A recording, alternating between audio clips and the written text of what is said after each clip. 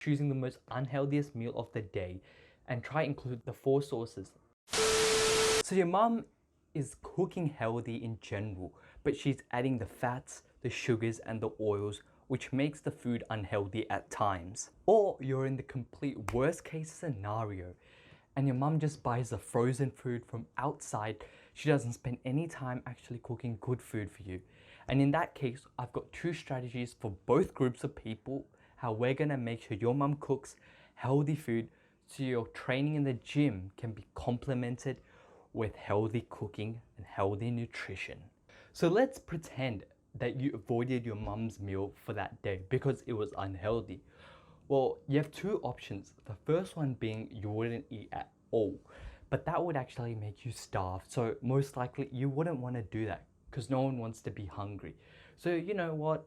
So you would resort to the 2-minute instant noodles or some form of instant microwavable food which gets the job done. And you're gonna say, you know what, it has high protein or something. I can count the calories. I can't count the calories from my mom's cooking.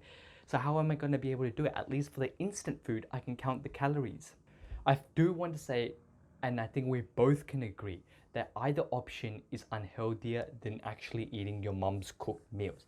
And no doubt you can't count the calories for what your mom cooks, but you don't need to. And I've got a video separate up here which explains how you can live and how you can build muscle, lose fat, continue and progress in your fitness journey without tracking your calories at all. So now we've established that eating your mom's cooking is probably the best choice, but it's okay, but you can make it better.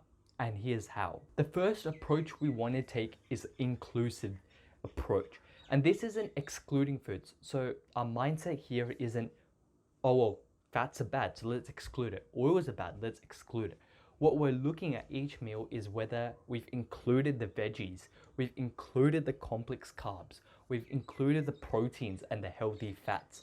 So for each meal, all I want you to do is have the checklist of 4 things. And on average, on most days, each meal should be hitting all 4 of these. And I'm not saying every meal will do so, but on average, for most days, each meal should be hitting it. And the 4 criteria is the meal has veggies, the meal has a source of protein.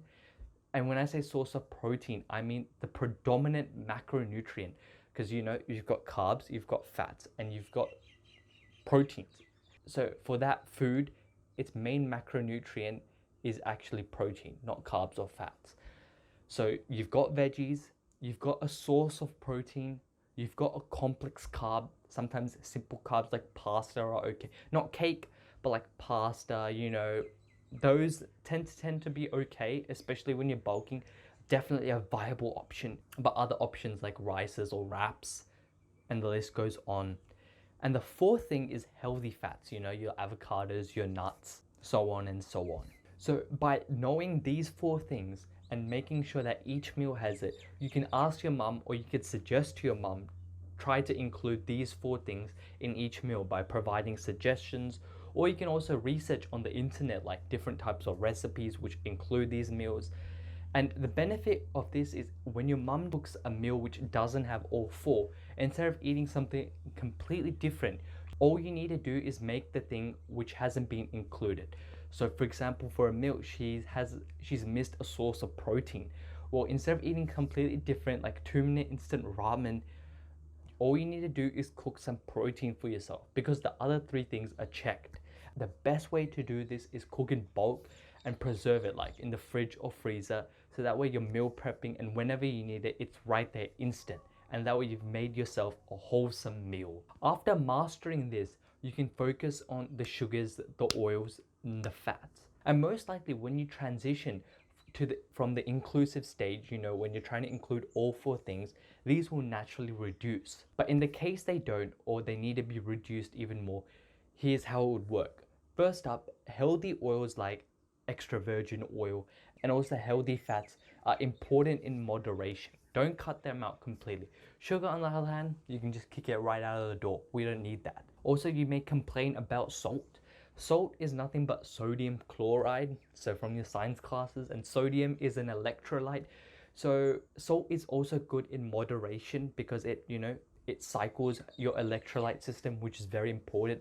especially if you're sweating constantly or you're losing, electrolytes through your sweat. Salt is important, but once again, in moderation. So telling your mom about moderating these things and how to reduce them are definitely the things you need to do once you've established the 4 criterias. Start by correcting one meal at a time, choosing the most unhealthiest meal of the day, and try include the 4 sources. You've got the source of veggies, source of protein, source of complex carbs, and source of healthy fats. And if you're able to be consistent with this every single day for 1 month, then bring in another meal and focus on the 4.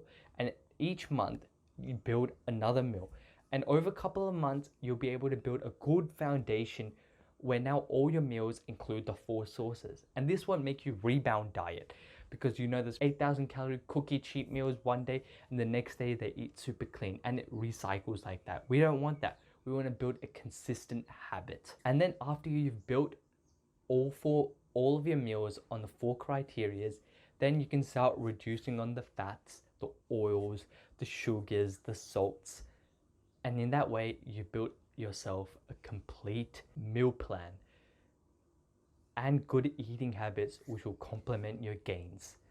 That's all, boys. May the gains be with you, and see you in the next one.